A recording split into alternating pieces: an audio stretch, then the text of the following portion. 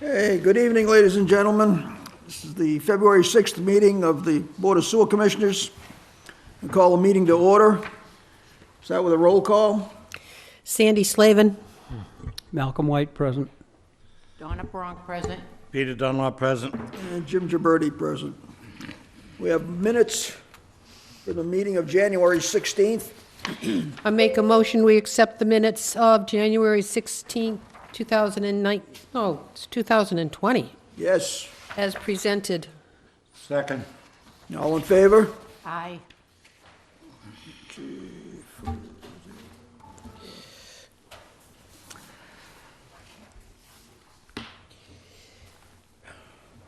Jimmy, take a vote. Yeah, 500. I did already. Oh, I don't remember saying yes, okay. Matt Cunt says 4-0. Oh, that's right, Abstain. it was 401. One abstain. Yep, 401, I'm sorry. I said 400, it was 401.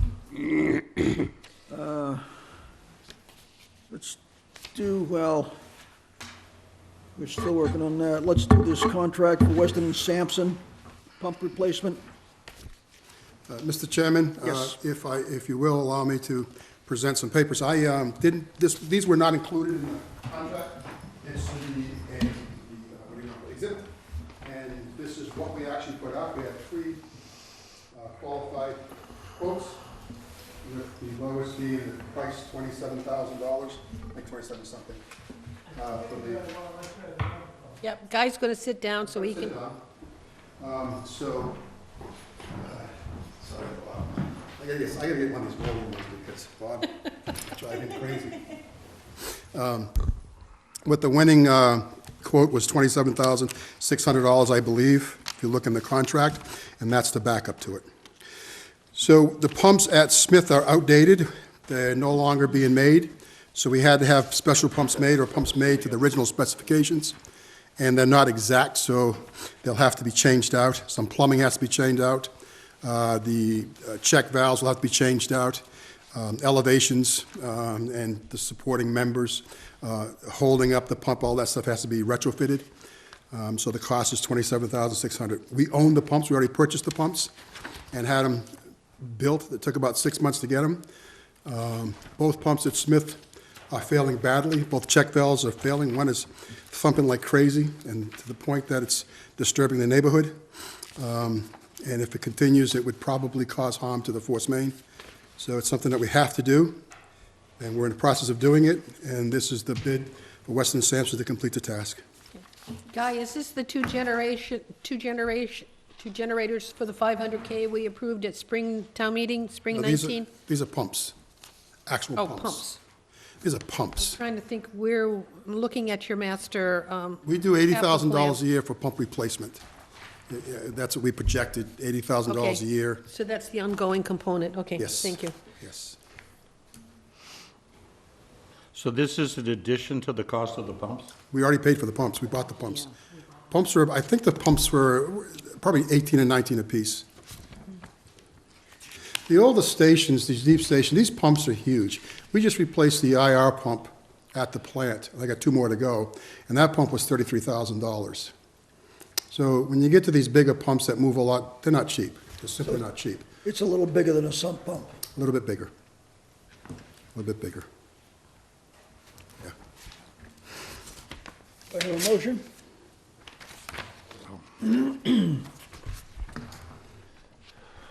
Are these the theoretically energy-saving pumps? In theory, yes, the motors, yes.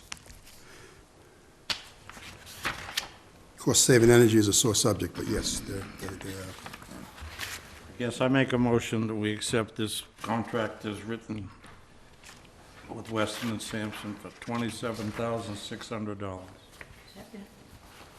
Second, Donna? Yes. Okay, all in favor? Aye. Aye. 500.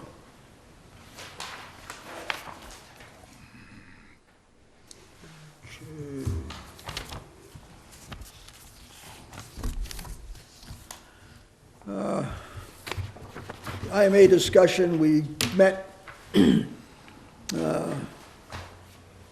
last month with Bourne and they're looking for some more flow, which doesn't look like we're gonna be able to accommodate them with.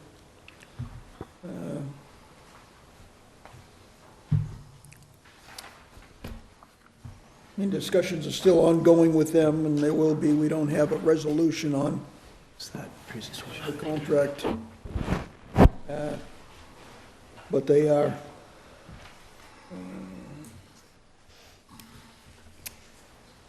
moving forward, they are looking, they've got a lot of plans for their area for Buzzards Bay, and their surrounding area right there on what they want to do and what they need to do. They've got their, their other pump station going in, which is going to handle 100,000 gallons. They'd like to get another 100,000 from us. And at the moment, conversations on our end is we don't have it to give them until something else can happen. They're kind of in a little bit better position than we are because they bill on water rates, on water usage, I'm sorry. That's how they establish theirs. And as a result of them doing that, they are able to readjust allocations within the areas, which we're unable to do. If we allocate a certain amount of gallonage to a certain project, we're stuck with that allocation regardless of what the actual usage is, because we've got no way to monitor or track that particular usage. If we had the water information in order to be able to readjust our EDUs, we'd be in a lot better situation. We would know more of what we had to do. Currently, what do we have allocated to Bourne? 200,000, How much of that are they using? 110. So they really have another 90 to go, but they want another 100,000 It's on top of allocated, it? but it's allocated. It's allocated. It's allocated out, which, to areas they haven't done something with yet, so. And they would like another 100. So, but that's just an update on where the discussion is at the moment, and we're ongoing. We have another meeting later on this month. The subcommittee meeting. Right, correct. I just wanted to clarify that Yep. because there was a note, the sewer commissioners were meeting with Bourne, and I just wanted to clarify that it was the No, subcommittee. it's just a subcommittee, just for discussion. Yep. There's no decisions coming out of this thing. It's just gonna be discussion on recommendations to go forward to the town boards. Matt, are we all set? Grazie. Thank you very much. Okay, and now we have our caterer, Russ Kleekamp from GHD, to bring us up to date on their process. That's a first. I've never been called a caterer before. Village idiot once or twice, but never a caterer. Can we dim the lights a little bit? Sure. Matt, can you hit those two switches, both of them? Thank you. Thank you. Grazie. All right, so good evening. My name is Russ Kleekamp. I'm an engineer with GHD, and I'm going to be presenting an update on some of the projects that we're working on for the WPCF tonight. And we, through the work that we're doing, we found a few items that we wanted to bring to the attention of the sewer commissioners and the Board of Selectmen. So let me just get this on the full size here.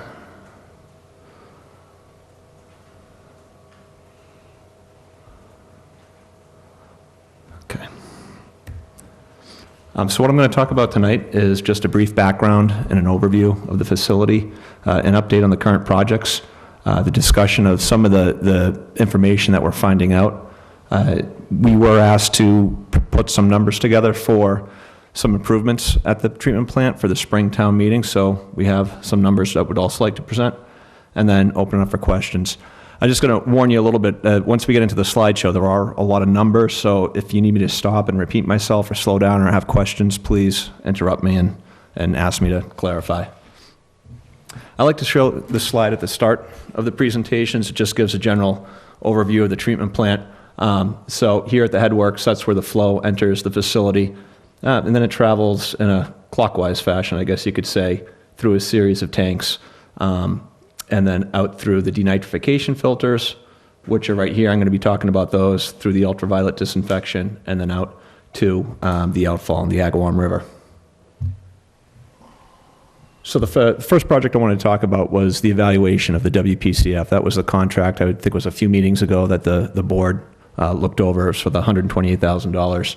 And the intent of that contract was, if you remember back to the fall town meeting, the Board of Selectmen asked how much would it cost to refine the numbers. I believe the sewer commissioners did too, and we talked about that original $10 million budget. Right. We had a good handle on one of the three projects, but the other two were just kind of high-level estimates, so I think that was the right decision to pull those two out and take a closer look at those two projects, which were replacement of the denitrification filters and also to look at the odor controls. So as part of doing that, instead of just focusing on those two, we expanded the scope of the contract to look at the entire treatment plant because we know there's other capital improvements. And the real reason why we're doing this is not just another study to sit on a shelf, is that when it comes time for SRF funding, you have to have an engineered document saying why these improvements are needed.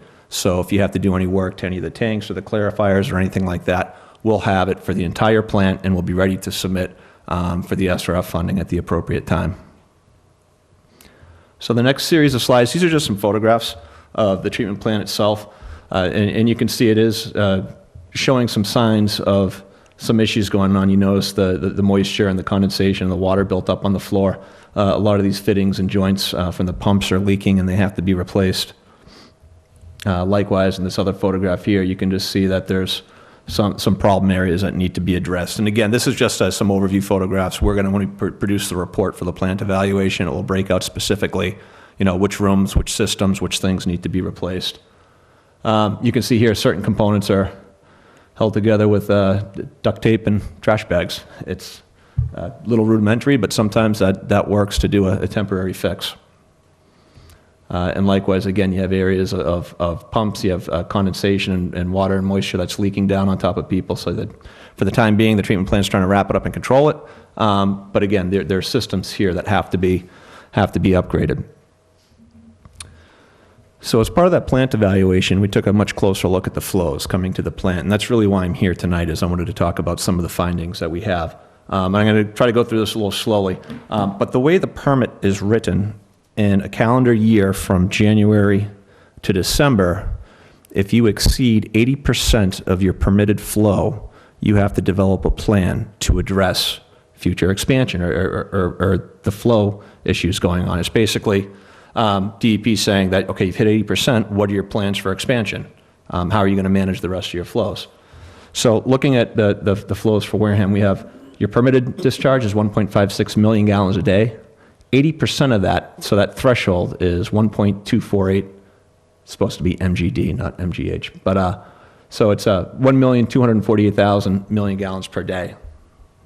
And if you look at the average flows from January 2019 through December, your average was 1.18, which is about 76%. So if you added another 68,000 on average, you would hit that 80%.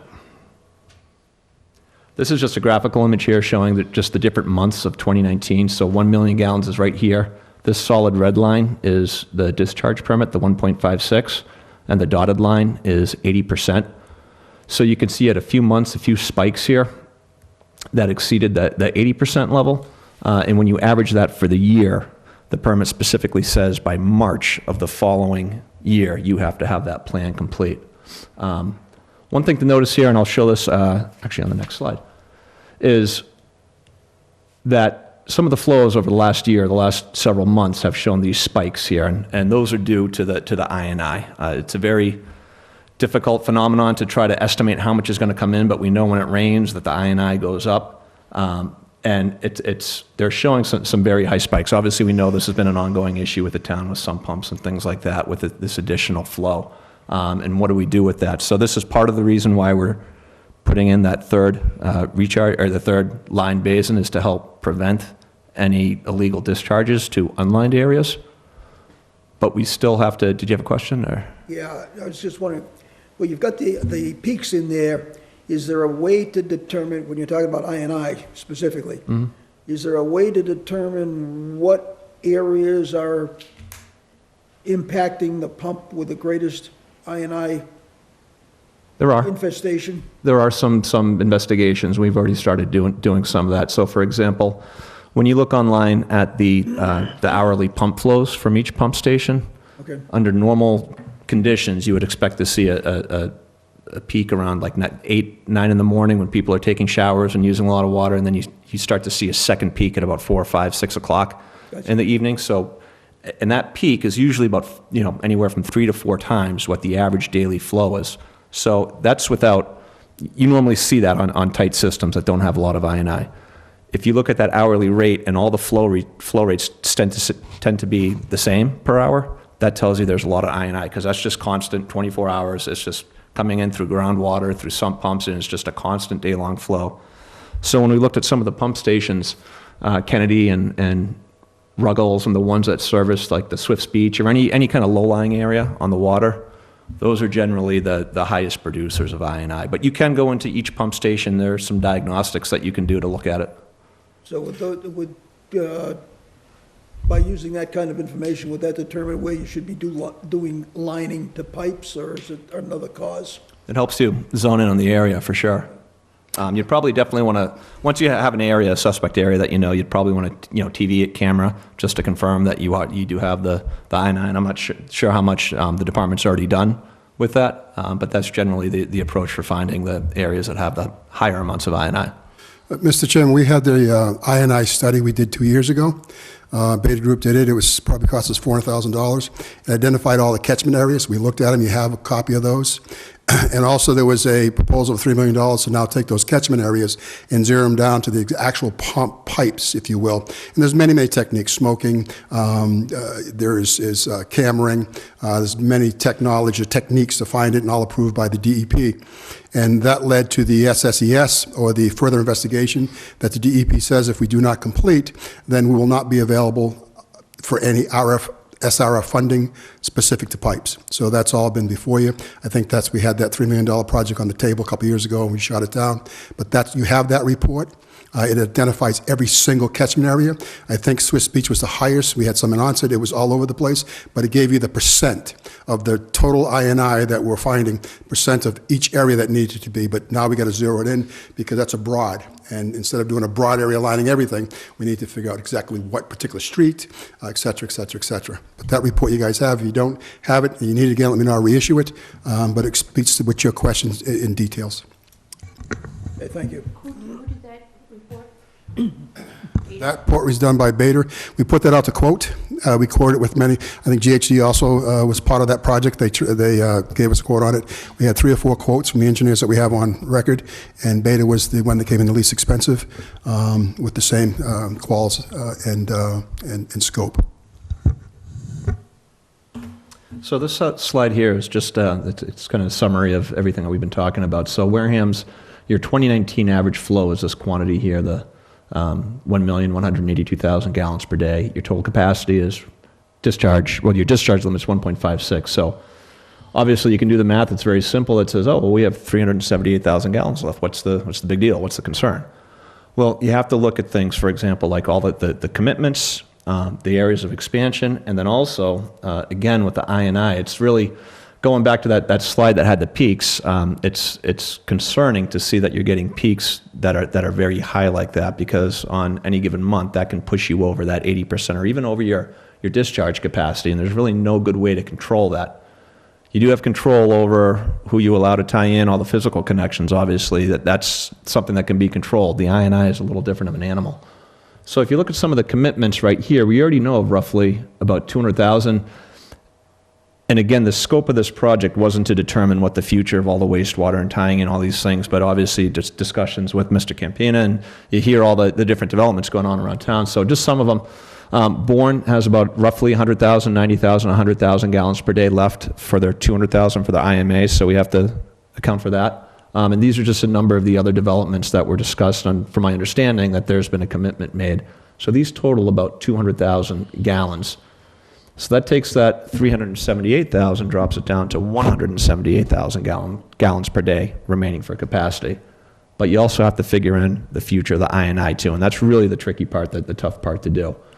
There has been some discussion about future connections here. The one big one is obviously AD Makepeace. There's numbers as high as 400,000 or 500,000 gallons being discussed. So as it stands today, it's just not there. The capacity is just not there. If that 400,000 obviously were to happen. Question, Sure. what is the commitment to the Minot School that we just took down? I mean, do you expect the replacement school to take more than what the Deacon School and the old Minot School together would have been? So the new Minot School will be bigger capacity than what we had, more than what we already use in those two school systems? Okay. Guy's shaking his head, yes. Excuse me, why would it be more? Because you're combining the schools, so I'm. You're adding more classrooms. So when you add more classrooms, because of the expansion of the school system, more kids, so you're expanding both of them, and you add the two together, two more. 1 and 1 is 2, but you add more to each, and it's greater capacity than what's presently getting in Minot and in what Deacon's, I mean, Minot's not there, but Deacon's. Okay.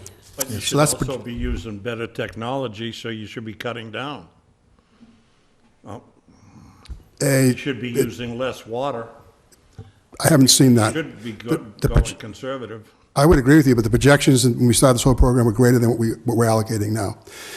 And as this process progresses, we're trying to get some really hard, detailed numbers because they have to build a new pump station to accommodate it, and we haven't seen those numbers yet either. I guess someone should get a hold of the building committee and make sure they have low-flow toilets, et cetera, Be smart. I think it's mandated. Think it's mandated? It is. And again, obviously, that's Sorry, something, just- no, I that's just quite all right. Saw mine at school, and I'm saying, Sure. I just didn't, I thought it would be a wash when we close up, but it's not. It is, so that's actually a good segue into the next slide. So, what are the recommendations, or why am I here? What am I advising? What is GHD advising the town to do? Well, it is likely that in the calendar year 2020, you'll probably exceed that 80% flow, which would require a plan to be put in place by March of 2021. But I also understand that the town is working on revising their CWMP, the Comprehensive Wastewater Management Plan. And that sort of a document would be a great document to address these concerns. That's technically what that document is. It's your 20-year plan. Who's working on it?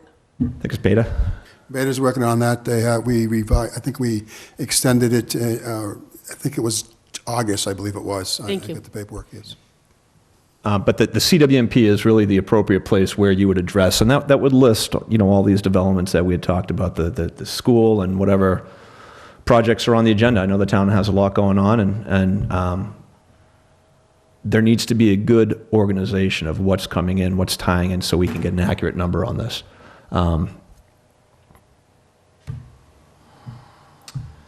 So looking at the treatment plan itself, we have made some progress. If you were to break it down, wastewater treatment to two big general categories. One, you have a treatment volume, and the other, you have a discharge. It's treatment and discharge. It doesn't matter how much you treat. If you only can discharge 1.56 million gallons a day, it doesn't matter if you have a 10 million gallon a day treatment plant. You also have to focus on additional discharge. Now, it is highly unlikely that DEP will allow any additional flow to the Agawam River, just given the characteristics. It's a shallow river. It's got poor water quality. They likely will not increase that 1.56 to the Agawam River. So what does that mean? You have to start looking for other areas to discharge. There's different discharge techniques. Obviously, we've been working on this outfall relocation project, which we've made a lot of really good work on. All the firms working on that have been on that for 4 or 5 years now with all the permits and studies, but that's specifically for new outfall, so that would be a surface water discharge. The two big types of discharges are a surface water discharge, which you have now, which is just dumping treated effluent into a water body, or groundwater discharge, which is a big sand infiltration bed that percolates through the ground and into the groundwater table that way. So they're both fairly substantial projects to do. They both require quite a bit of permitting, and yes, they are expensive to do, for the studies, for the engineering, for the design. These are just a couple slides. This is what a groundwater discharge is in the town of Falmouth. This is a 5-acre infiltration bed, and I believe that was to handle around, don't quote me on this, but 300,000 to 400,000 gallons per day additional, so it was about 5 acres. I mean, a real rough rule of thumb, you could say 1 acre for every 100,000. So if the plant wanted to, we needed, another 1 million gallons that we've identified for the future, well, that could roughly 10 acres or so of land, roughly. And the other one, again, is an ocean outfall. This is one down we did in Rehoboth Beach, and you can see it's quite an undertaking. You have to drag the outfall out there, and there's just a ton of work that goes with it. Now, the nice thing is, through the SNEP project, or the project that we're working on with the Buzzards Bay Coalition, we've already done a lot of that legwork and looking at this outfall relocation. And now it's just a function of, do the numbers financially make sense? What I ultimately do not want to happen, and I don't think the town wants to happen, is you get to a point where you reach that capacity and then there's no plan in place. Because whether it's an outfall, it's a groundwater discharge, all these discharges, they take, best case scenario, a couple years to get between the permitting, the design, the installation. It's usually more like 3, 4, or 5 years, and an ocean outfall can be more. So we don't want to get to a point where we're at capacity, and then everybody looks at each other and says, what do we do? And it's best case scenario, 3 years from that date, trying to get this additional discharge, and then everything stops. There's no more connections for 3 years. Because once the treatment plant goes over that 1.56, that's reported. So and EPA knows that. There's no hiding it. And I believe guys under the obligation to do so, obviously, when that happens. So that's the biggest thing we're trying to prevent here, is just having the town end up in a situation where there's not a clear path moving forward. Mr. Chairman, we had a soft violation last month. We exceeded our 1.56 at the plant. So we have had it. So EPA is aware. And again, if there's multiple months, if it's once in a great while, so be it. But if there's multiple months, every other month, again, it's in violation of the permit. And just like with the discharging to the unlined area, you don't want to get into a situation where DEP says, okay, now you're under a consent order and you have to do this under our terms. And that could be very costly, because they're going to dictate the time and the schedule and things like that. This schematic here, so this just shows as part of the project that we're working on with the coalition. We're hoping to have that done in April or May of this year, and we'll have a more formal presentation showing the results of that. But we looked at expanding the existing treatment plant to 2.5, 3, and 3.5 million gallons a day, and then ultimately 7 million gallons a day if it was a big, large-scale regionalization. We know your future needs are going to be somewhere in that 2.5, 3, 3.5 area, so we said, why don't we just break it down and start looking at it now? So what you have up on the screen here is the draft plan for an expansion to 3.5 million gallons a day. Every light-colored building, that's an existing building. These are the aeration tanks. Here's your admin office. And then here are your filters down here. So you can see all these blue tanks or blue shapes. These would be additional aeration tanks, additional clarifiers. We have effluent pump stations. So this is the schematic of what an expansion to 3.5 million gallons a day would be. And we are putting costs together for that. We're getting close. We're not ready to present them yet, but very, very, very soon. This was the area to get to that 3.5 MGD. These are all the areas. We looked at all the sub-areas for the town of Wareham, and then also Bourne has an area that's not Seward, and likewise South Plymouth. But again, we have all these sub-areas too. So if you remember back that slide that I showed that had all the commitments with specifically, the listed commitments, then we have to add all these sub-areas onto as well, which that's, I think, another couple 100,000 gallons per day. So you can see where we're starting to get very close to that capacity between the commitments, the future areas. We're getting very close. Just a project update on the design of the third equalization basin. I believe that sewer commissioners may already know this. We did not get the grant that we submitted, but we were asked to resubmit coming up in a couple months. So we're definitely going to do that. We are scheduled to be complete with that design by June 30th, so that's definitely moving forward. Now, I know what you may ask, or what someone may ask is, right here, this is where we're proposing to put the new equalization basins.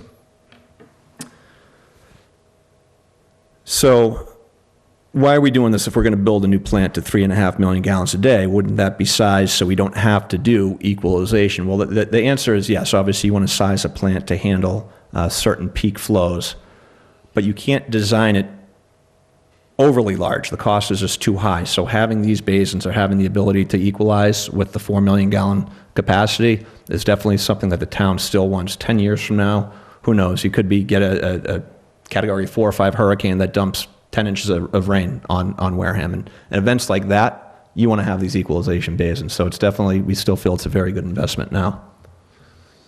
What's the capacity Capacity right now is about 2 million gallons, and of the equalization basins? so right now each one's about 1 million gallons, and we're looking to add another at least 2 million gallons, if not more. These are just some pictures that we showed at the last. This shows the discharge to the unlined area. So one of the two items that we were asked to take a closer look at was the cost of a new denitrification filter. So the cost that we came up with was $2 million, which includes construction, engineering, the whole thing. It's a little tough to see on this side. This green building, that's your existing building, and then the new denitrification filter would be built down next to it. But this is only cost for the one filter to bring the plant up to code and allow it not to get clogged up when it gets the higher flows. Eventually, when we go to a larger plant upgrade, you would need additional filters. So we wanted to make sure that we set aside design space for these so we can simply add on when the time is right. But if you don't need them now to treat the 1.56, it would be spending too much if they're not going to be utilized. But every improvement that we show and we design, we're making sure that we take into account future expansion. Now, the odors, that's a little bit more difficult, and that's where I'll be seeking some input from both the sewer commissioners and the Board of Selectmen. So we have an issue out there. There's an issue with the odors out there, and those are coming mostly from the raw wastewater lagoons that are out there now. So really the best way to get rid of the odors is to not have raw sewage in those equalization basins, which again, we would look to build that in the future for a treatment plant, so we wouldn't have to keep, maybe they're only used once every other year, once every 3 or 4 years as a total safeguard. So the kind of tricky part is that we were asked, there are things that you can do to come up, capital improvements like a covered lagoon or certain filters or things like that you can retrofit these basins with to help control the odors.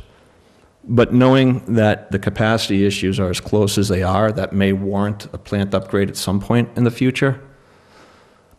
It wouldn't be wise to spend millions of dollars now on some type of system that would cover up the odors only if 5 or 6 years from now we're going to design a new treatment plant that's going to have the headworks capable of taking in those peak flows. But still the question is, well, what do we do about the odor problem that's here today? So there are some things we're looking at as the use of chemicals to help mask the odors. Normally the use of chemicals, you don't want to do that for a long term because it does get expensive. But if the decision is that, okay, we really need to start looking at an expansion, maybe the use of chemicals is better to look at now rather than going in for some multi-million-dollar design to do either a covered basin or a new basin or something to that degree. So we can definitely design it and do it. It's just a question of is it in the best financial interest of the town? And right now, I don't believe it is. Almost done. So this last slide here, I just wanted to put this up here. It just shows since 2015. This is just the grant funding to date. You don't have to read all these projects, but you know we've done almost $2 million worth of projects, and about 1.35 has come from grants. And the town's cash contribution has been $361,000. So it's a very good ratio. We're obviously going to continue to pursue the grants. If we do get the $1 million one for the construction of the basin, you can see these amounts go up to over $3 million for total project worth. Almost $2.5 million of that's grant funded. So obviously we're going to keep pursuing the grants. I guess one last thing that I forgot to mention is that I wanted to go back to the slide with the graph on it. So talking about the commitments again, we had that roughly 378,000 gallons remaining, 200,000 is already committed. Then you have this 178 that was the concern was about I&I. So if you picture the treatment plant, and once we build this additional equalization basin, just call it a 2 million gallon capacity, the plant's going to have 4 million gallons capacity for equalization. So during a severe event, if all of those basins fill up, that's 4 million gallons that the treatment plant has to repump back into the system. So if you took 4 million gallons and divided it by 30, that's 133,000 gallons per day.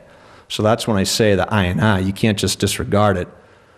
Even after that big storm and the flows for a normal month are averaged around this, well, you still have 130, you're draining back all that equalization.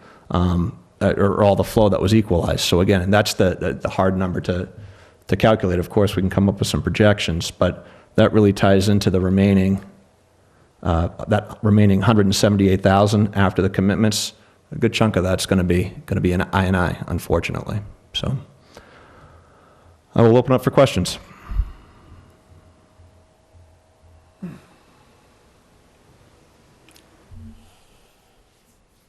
How far are you along right now with your, how far along are you at the present time with your With the, evaluation? we're probably only 15 or 20% into it. We wanted to make sure that we got the numbers for town meeting. It's my understanding that in early March, they need to get these numbers. Right. So the D-night filters is a little more straightforward, but with regarding the odors, I just don't think it's the right time right now to allocate millions of dollars. We're definitely going to look at things we can do in the short term. I don't want people to think that it's, we're not doing anything. Of course, we're going to look at that. But I don't think we definitely don't feel comfortable now recommending an investment of that amount. I appreciate that. Do you see the problem, our largest problem being the plant capacity or our limits on outfall? Yeah, limits on outfall. Actually, your plan is designed to treat 2 million gallons a day. So once we get through the plant evaluation, that will identify all the elements that need to be upgraded to get the plant back to that 2 MGD. But that's the design characteristics of the plant. Now, there are some things that aren't working as good as we want them to. The headworks is undersized, hence the need for the equalization, things like that. But it's definitely the discharge capacity is the concern now. So how do we argue at town meeting that we want to spend money on the plant if we're limited by outfall? Well, there's certain things to bring the plant into compliance with current codes and just to get it operating. It's a function of if you have a vehicle and you can only drive 50 miles an hour instead of the 80 miles an hour it came from, you're just trying to get back to the 80 miles an hour. You're not trying to get to 120. You're not trying But to. that's not going to cost us $2 billion. No. But the intent of the plant evaluation, that's just to get it back performing how it should, to treat the 2 million, to address all the items that have either aged or they're just past their usable life. And we don't have the costs for that. I mean, I know the D-night filters is $2 million, but that's to, again, bring the plant up to code to have you need to have a bypass filter. Is there a way to do additional treatment so that we could have more outfall? If we were putting a cleaner outfall, would EPA allow us to increase it? So instead of 4 milligrams per liter for nitrogen, We had one more stage in the plant, cleaning it just one step further. Could we then dump more in the river? so you can renegotiate an effluent permit, but what you have to be careful is now, so right now your permit, I believe it's 4 milligrams per liter, and you're at 1.56. So the argument is, well, at 4 milligrams per liter, at 1.56, that's a certain weight of nitrogen. If we commit to treating 3 milligrams per liter, can we go up to 2 million? Can we raise our discharge? What would happen is all your other parameters on your effluent would also be impacted. You'd also have to be cleaner and tighter. And to get the nitrogen down from 4 milligrams to less than that, it's very expensive to do. It's very difficult technology to do that, to do it repeatedly. So Financially, it wouldn't be. it would be a high cost. You can do it. It would be a lot. And Mr. Chairman, and it's a tough tough set of decisions. And one of the decisions is we talk about the outfall, that we continue on the path, which we will, to the ocean sanctuary, to the Cape Cod Canal, and the timing, and that's contingent upon the regionalization. So if regionalization does not happen in a timely manner, how does Wareham handle what they're doing and what we're doing? And so that becomes a question. In the interim, do we look at a groundwater discharge for, let's say, a couple 100,000 gallons a day to get us out of trouble for our immediate 1 to 6, 1 to 8 year expansion of the town itself? Because the biggest thing is once we get to these numbers, the town stops. There's no more sewer can come into the plant, and that stifles the town. And so that's the other component we have to really think about as we progress forward. As you and I have discussed, the long-term, and I'm sick and tired of these 20-year projections because that's like tomorrow afternoon. You've got to look out that 100-year projection for the growth, which is going to happen whether you want it or not. That the primary salvation to this whole thing is going to be the outfall to increase our amount to expel. In the meantime, where we're running into snags here and there, we definitely do have to look at groundwater discharge in spite of the naysayers on that particular area. Well, there are certain, when you do that, and we've done it for other towns, when you do, the concern is that when you do a groundwater discharge, that nitrogen's going to travel through the soil media into the groundwater table, then right back to where it came from. All we're talking about with the groundwater discharge is another Band-Aid to the problem. Yes and no, it could. Take care of it for time frame, but at some point in time, that's going to come to a halt. Mr. Chairman, if I will, when we had our first meeting with the EPA, we're talking long-term water use consumption. So they're talking about the simple fact that when we treat this, we put out in the ocean, it goes away, that water can never be reused. And so they condition it upon some water going back to recharge the groundwater table anyways. So if we did a stopgap measure to put a basin in to have a groundwater discharge to get the town of Wareham continually move forward, when we did get to the canal, that basin will continue to be used to meet the EPA requirements of some water going back in, because one of the biggest things now, as you know, water is an issue throughout the world, and EPA is adamant about recharging water, and this is a way to do it. So I think as we progress, we look at the groundwater discharge in the short term, but it'll become a long-term solution tied in to the outfall, and which is pretty critical also. Probably not at the quantity we're going to need. It may need more, but at least we have something to offer, and it may get us out of trouble. The minute we get into groundwater discharge and determine what our needs are, we're going to be so short-sighted the way we look at it. It's going to be maxed out at a point. And then if you haven't gone forward with trying to get a discharge out to the canal or similar type thing, which canals are our only option, you're going to be right back to where we are right at the moment. We'd have to look at town land and maybe acquiring some land along town land, but we really have to make sure we get enough so that if we do a short term, say 300,000, et cetera, then we have the ability to expand that to meet the needs. God forbid, if the canal never happens, what do we do? And that is something we really have to consider, because the process to get there has been tough and it's going to be very expensive. You're talking about 5 communities getting together on costs and sharing costs and getting the government together, all that stuff. And not that we're not going to continue to try. I don't know if it's going to happen in 10 years. And I know what you're saying about the 100 years, and we absolutely have to look out. But for Wareham growing, within a year or two, we could come to a screeching halt. And when we get that at 80%, then the EPA and DEP That's why I is said going you to... need to look at the ground. Absolutely. You're 100% right. Right now. You're 100% right. You're 100% right. And we have to look at it. Donna?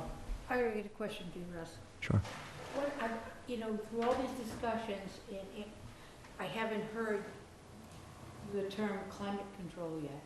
And I know that we're a beach community, and I see what they're projecting on, or an ocean.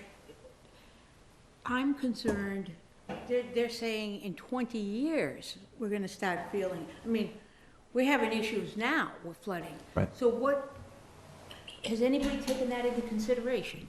So, yes, obviously with the climate change, the increase in temperatures, you get more frequent storms, and I think that was the big eye-opener in March of 2018.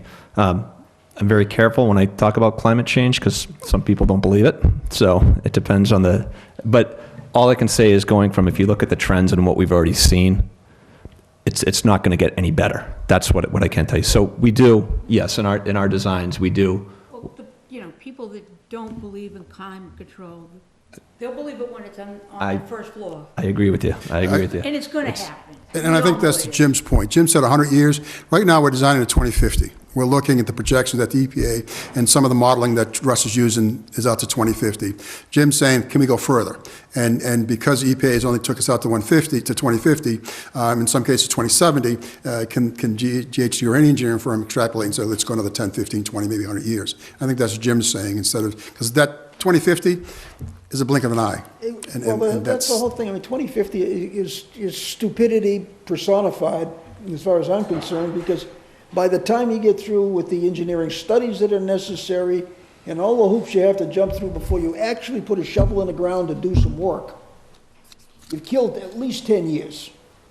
So you're talking about a 30-year projection, you got 10 of it eliminated right off the bat. That's why I'm saying you need to go 100. So what are you gonna say? People are gonna say we were stupid? if we Well, go hey, forward?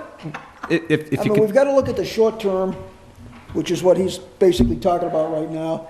Yeah, I But think we've got need to, we look can't at the long stop term. at the short term. We've got to be looking at the long term, and the long term has got to be long term. And we are a seaside community. Absolutely, and all these solutions and everything we're talking about, none of it's cheap, but it all is necessary, and we have to do it because we are a seaside community. We have infrastructure investments to protect, and we have a town that's continuing to grow, so we have to grow along with it also. So, yeah, it's not cheap, but yes, you're absolutely right. It's something we have to do. if I could recommend, one thing to really pursue now, obviously, we're talking about the discharge, is really figuring out how much does the town need?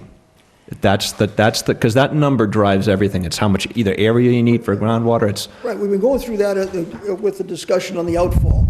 But you've seen what's gone on with this. Everybody's, you're doing this kind of thing, and nobody's sitting down and really looking at it. You've got to project your building. What's going to be built out? What can be built out? What's the potential to be built out? And I don't think anybody's really doing that. I think it was done in the previous comprehensive wastewater management plan. It was done, but again, so much changes in 20 years. When I looked at that plan, and then just with the 5-minute discussion, I heard about 8 or 9 or 10 things that are, and I agree 100%. Planners, decision makers, boards, they have to talk together about this, because if everyone's making these decisions to he can tie in, he can tie Now you're trying to in. throw common sense into a governmental discussion. I don't think won't you're gonna work. see that. But unfortunately, you're going to get to a point where you're going to be at 80% before you know it. That's probably going to happen next Exactly. year. You're going to see I&I spikes that are going to take up that excess capacity. You'll likely have a couple months where you get above your permit, and the DEP is going to start saying, well, what are you guys doing? And that's where you want an idea of where you're going with it. I agree. I mean, I'm not, yes, ma'am. Do you think it would be, behoove us to go on record to send a letter to the Board of Selectmen or whomever, that it's imperative that we're in the loop so we know what their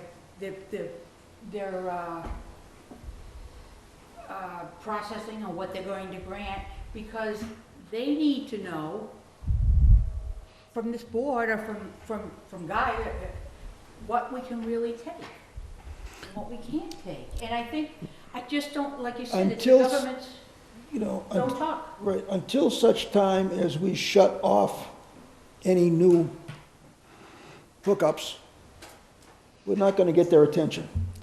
And no hookups can happen in the town of Wareham without this board's approval. No hookups into the sewer without this board's approval. Well, that was one of the reasons, too, that we wanted to present in front of the Board of Selectmen next to, just to try to shed some light on the seriousness of the condition.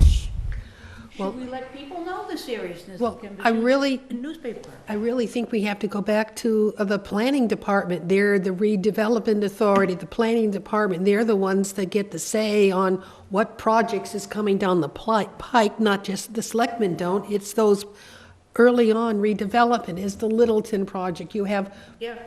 planning board who approves the projects that are coming down, the big developments. I mean, so to me, But they're- that planning they're department is approving- even more They're approving important those than. things without going through us to find out what they've got the capability.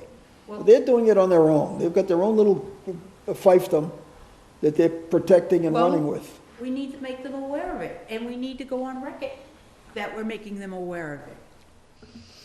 Is I that what mean, you're what's the saying? idea? We put somebody on the plan, as a member of the planning board or No, we stop allowing hookups. Even if the That'll bring it planning to board the table approves quick. something, it still has to come to this board. And so all that planning and fine working and investment, for me, the scary part Well, here's an is some example. engineer or some designer or some contractor moves forwards on a planning board approved plan, spends tons of money, gets here, and we say you can't tie in. See, that's wrong. So that's right. So Here's to an your example. point, bring it to the Littleton forefront. Drive, to I save believe that money. it's going out for a quote for development of Littleton Drive. Does anybody come before us to say, can it be done? No. But they're about to put out a quote for a builder for Littleton. Yeah. I mean, but, The way you're gonna find it, as I said before, I'll say it again, to repeat myself, the only way it's gonna happen, you shut it off. And then you'll have their attention. If you and heard then this- And then they will talk to you, and then they will listen to what's going on and develop a direction to go. But until you do that, you're gonna circle this thing like you're circling a wagon. It's gonna go nowhere. You're gonna meet yourself coming and going. You're within 68,000 gallons. Exactly. right. You're almost there now. Of the 80%, now, Yes, which can't- triggers the upgrade of the facility.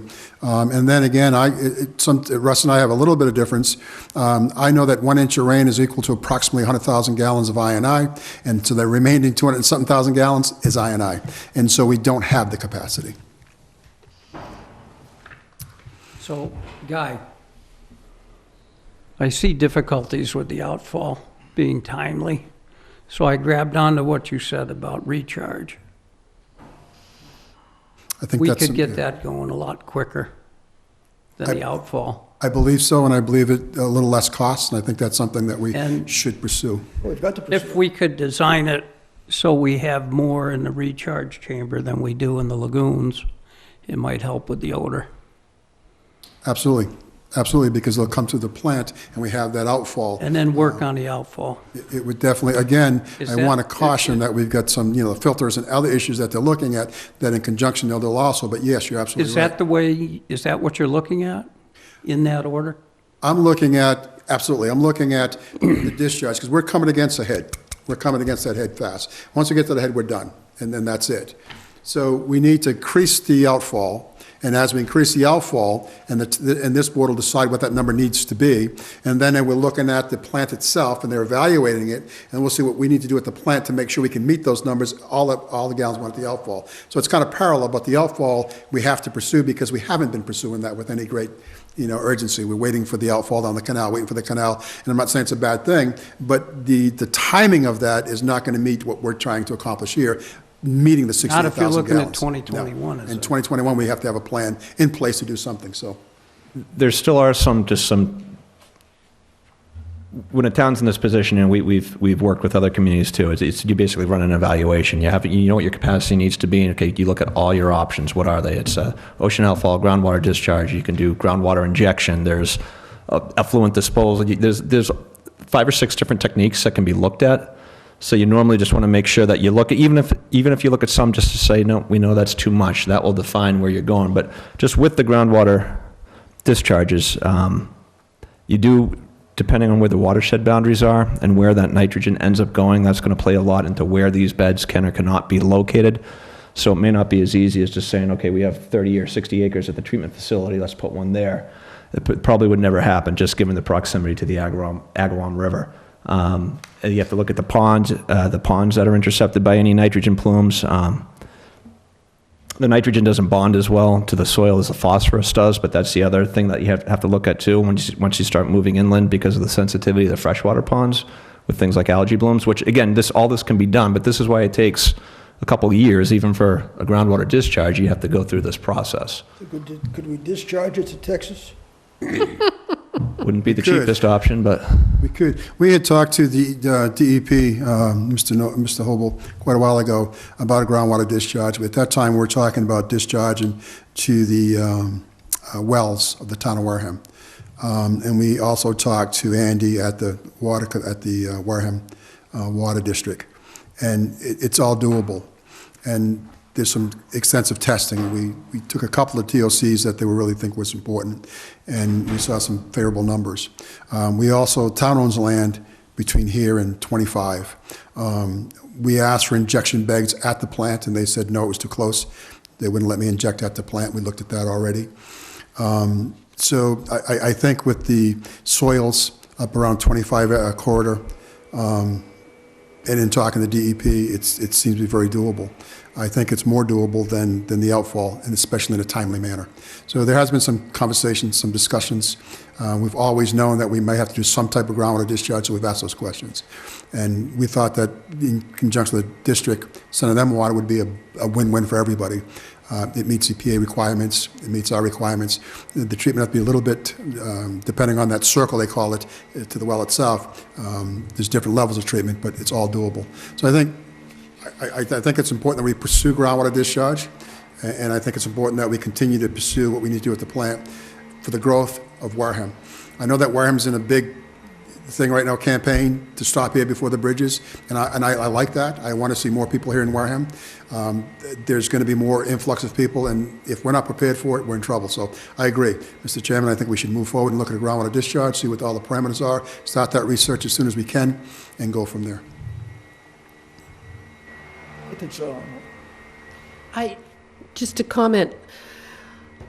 Your comments about there's not much we can do right now for odor, other than maybe chemical or short-term treatments of the smell, that will be a big issue on the selectmen's plate. I understand.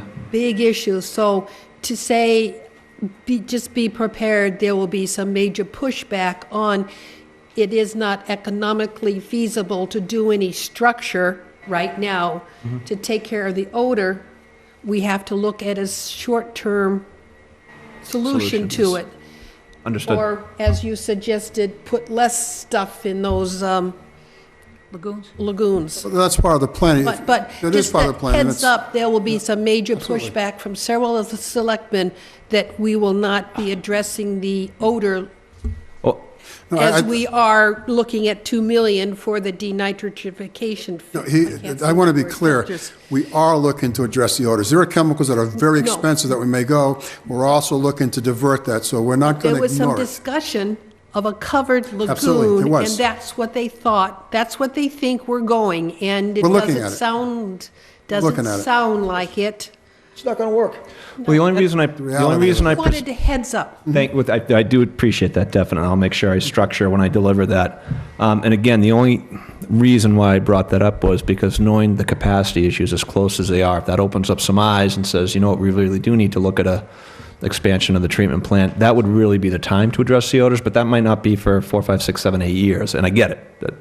That's not, people aren't going to want to hear It's not the 30 that. people that live around there. No. Yeah. No, and the other problem was that we can design something for the 200,000 gallons a day that we're experiencing now. When that 2 becomes 3, then I've got 100,000, it's going to be odorous again, so it's going to be a double bang. So we're trying to look at chemical treatment. There's some really good treatment out there, but it's pricey. And we're looking to cover, look at the whole gamut, because we're going to spend a ton of money, and it has to meld what we're going to be doing down the road. I can't just spend $2 million Yep. and rip it down 2 years from now, because it just wouldn't work. So that's what Russ is trying to make sure we understand, to make the right decision. I'll proceed with caution, I promise. I have a question. The product that you send out into the river, our product, is pretty good. It is. How long can you hold that back without an odor issue Maintain. versus holding it back on the other end, the pretreatment end? I'm trying to wrap my head around your question. Hold back the Yeah, product. at the back Store end of the plant. product. We can do that, almost, I'm going to suggest It you, all ends up going out. it all goes out, and it all has to come back. So at the back end, if we divert the back end, that's 2 million gallons. That's, depending, again, and it's a hard thing to say, if we get a storm. You don't that's- have to answer it tonight. No, I will, but I'll look at numbers. But It's if I just get a 4-inch storm. I'm looking at another way around. Yep, if I look at a 3-4-inch storm, it's all bets are off. All bets are off. And that's what concerns me. But with the normal storms and normal rains, and then to answer your question, not a problem. Nitrogen, we What do I'm saying is, you run the plant as hard as you can run it. have to. Well, if you know what I'm saying. Yes, I have to. So we end up with more product in storage than we do pre-treated That's right. material. We do. And right, with the new base, we're going to have equally as much as the back end as we do the front end because of these storms. And then I got to bring it all back into the plant, every bit of it. We looked at the potential of the lowering the nitrogen, and as Russ said, approach the DEP with that also, because that's a doable thing. But it's a commitment that we just can't live with, because if we have an issue, we're dead in the water. Because once we commit to a lower number, we're dead in the water. So in the beginning of the season. Not saying commit to a lower number. Because I want to make sure that it's clear. We've talked about that, but we won't. But yes, so it's equal. The new basin is going to give us equal. When we run hot, I'm going to fill them both up. If I can get by a 3 or 4 day storm, then it's fine. Then it all starts to subside. 3 or 4 days for the sump pumps, it starts to subside. Then we'll start bringing it all back into the plant. If we have an event like we did in 2016 or 2015, we have 3 consecutive days, all bets are off. We don't even have enough at 4 million gallons because the plant's not big enough to push it through. The clarifiers are too small. They just simply are. They create a lot of overflow of solids. They're 10 foot. It's supposed to be a 14-foot design. So there's a lot of factors that we're looking at in the plant itself to handle that influx, that 2 million gallons a day. And then the issue becomes, where do I put it to maintain my 1.56? So some of it I got to hold it longer because I can't exceed that 1.56. So it's really a juggling game of trying to figure out what I have to do to meet the river discharge and get it through the plant, everything that's coming at us. So it's... One brief item to add on to that. So right now, the existing equalization basin has taken the excess of raw wastewater that the plant can handle. The new basins that we're building here, that's going to be piped in after the clarifiers, because as of right now, one of the weak links are the D-night filters. Those are what get clogged and backed up, then they have to be taken offline to service, and they have to use. It affects the plant water. It's a trickle-down effect of all sorts of issues when the D-night filters get clogged up. So when we get those heavy rain events, we're going to be pulling excess flow out of the clarifier, so it's going to be partially treated wastewater. It's not raw wastewater. That was a big concern I had, too, with residents saying, well, we're going to put another 2 million gallons of raw sewage on the site. I don't see that going over very well. So we have to find a way to try to mitigate that as best as possible. And it's my hope that if we can use that basin with the partially treated wastewater, that in and among itself will help with the odors, just that step alone. So we're partially on the same track. Yes. Partially. No, because the other goal was to take it one step further, was that if we push hard through the plant, little goes to the raw, but then we can overflow the secondary in the back end to the raw. You see, so again, you're getting a lower, if you will, intense product that would be odorous. So we're looking at all that also. Yes, that's part of the project. That is definitely part of the project. Yes, definitely. If you have a weaker product coming in, can you accelerate the treatment time, or? Treatment time, Regardless, it's all it's the same. hydraulics. It's It's the same. hydraulics. And as we get more flow, the hydraulics gets higher, so it forces it through quicker. And I can start gating things, which you have, gating things in the back end to slow it down the front end, and it's very dangerous too, because I'm raising all the levels, and I worry about going over the sides. And that's raw stuff, so that's kind of scary, so that bothers us. But we do is, in the events, we push hard through the plant, because it's coming at us so fast, I don't have time to give it proper treatment as you would think, because everything's based on detention time. As it comes to the plant, it just cannot set. It just has to keep going through. And so that's where the basin comes in, because then we got to rebring it back in to treat it to the level we need to get out to the river. So we want to spin it, if that makes sense. If it comes in fast, we send it through the plant, take it to new basin number 3, overflow that into 1 and 2, because there's less raw in there, and that dilutes that, and just keep doing that, and then when it's all said and done, then we start bringing it back in the plant. Is anybody doing that? Have any examples of anybody doing that to see if it reduces the odor? Not that I'm aware of. We can look, but not that I'm aware of. Maybe Russ can find I can look somebody. into it, though. It wouldn't surprise me if we could maybe get information. I don't think we're the only ones. So in today's day and age, we're not countrywide, worldwide. The position we're in is pretty common. Other people have different options. Like in some of the bigger plants, they just inject it with bleach, if you will, and ship it out. It goes to the ocean raw. Basically, what we're suggesting is dilution of the incoming product.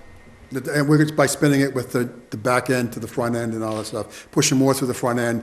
It's going to overflow in the back end. It's going to be partially treated, send it to the front end, all the different options, and it'll all be valid for those options. That probably would help with the odor.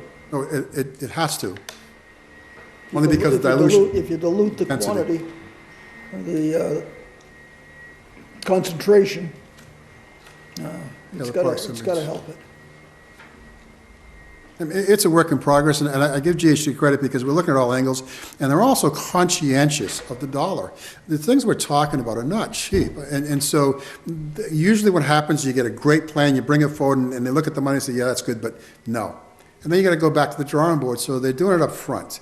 They're looking at, okay, this is the back end, this is, now how do we get, because no matter what we say, at the end of the day, someone's gonna say, what is the cost? You get the cost, can you cut that by 10%? Can you cut it by 20%? And that's just a natural exercise in these things, so they're looking at it in the front end, and I give them credit. I agree with what you said. The way to look at it is to go the way of something we will use in the future process. Absolutely. So if you can short-circuit it for now to reduce the odor Which are, until we get the rest of that discharge, however we do it. And that's the looking at, plus, there's some new It's chemicals. not money just thrown at it. No, not at all. That's what I'm And saying. that's my concern with the investment on the Absolutely. Oh, the odors too. It's just, Absolutely. But I lot of also, money, I understand the situation with what's going on down there. What's the chances of the EPA allowing you to dump more in the river? The river, it's all set up, it's all based upon the river survey in the study. And the river is a trophic. The river is an identified river. So there's only so many pounds of nitrogen we can put in the course of the day. That's it. So to upgrade the flow to put, let's say we want to put, let's say 1.56, maybe 1.8, whatever, then the treatment has to be less. But again, when you treat the nitrogen less, you're going to get less phosphorus. Then the BOD has to be less, and all the other parameters have to be less. And so But don't those parameters change with all this additional rain we're getting? they change. They change, Well, is but it- the parameters is- that go on. Is it a feasible argument then, to say that the river's handling more clean water? So why can't we discharge more dirty water, if you want to use it as a? I still discharge 156. I can't go over that. That's why I have to spin it in the plant. I cannot put right now more than 1.56 in that river. So after, the point is, through all these storms, I have to keep that in-house somehow. No, but the water in the river is cleaner because of all of this rain. Not from the Oh, plant. I would just, okay, so the water's, Climate. I don't know. That would have to be a study. Well, That that's study what I'm could take saying. years. Is there any chance that because we're getting all this much more clean rainwater that's draining down the river, could we increase our outflow? The river still has a flushing issue. And to answer your question, I don't know what that is now. EPA would have to look at that. They'd have to redo a study to see if that's affected the flushing. If it's affected the flushing, then maybe they can go forward. But I would suggest it probably hasn't changed the flushing because the elevation of the back end of Agawam is I higher. don't know. Al Gore tells me we're getting an awful lot of fresh water going down there. I don't know. I'd have to look at that, but Not a president. that's a process. we would just to answer, Answer that, but I mean, Yeah. it's a paper process as opposed to us expecting to get this outfall down to Mass Maritime, tomorrow. well, it does have to be vetted. So as part of that process of looking at all your discharge options, that would have to be fully researched, even if it is not going to happen. You have to go through the proper channels to confirm that. Just based on experience, what we know, I'm guessing it probably won't happen, but I'm not EPA, I'm not DEP. Worth a shot. Well, a question to ask is, if we don't ask, we don't get an answer. I ask the question, at the same time, when they ask the questions, I don't want to, we gotta be careful that we don't alert EPA to something, but yes, it's a question worth asking. Is the river cleaner, is what you're asking, already, by the natural, phenomena that's happening now? Is it the river cleaner? If the river's cleaner, then maybe we can add more. That's a hard question to answer, and they would do an evaluation of that. That would be Acid rains coming in. that would be a process. But we can definitely ask the question in the back door. How do we go about it? But yes, Interesting. it is. It is. I mean, it's Is there anyone interested in buying the water buying the water. or using it for process? I got to tell you, we talked about, so one of the things I talked about a couple of years ago, and I'll leave this real briefly, is changing from water pollution control to it's a water reclamation. People throughout this country are reusing wastewater like crazy. It's an answer.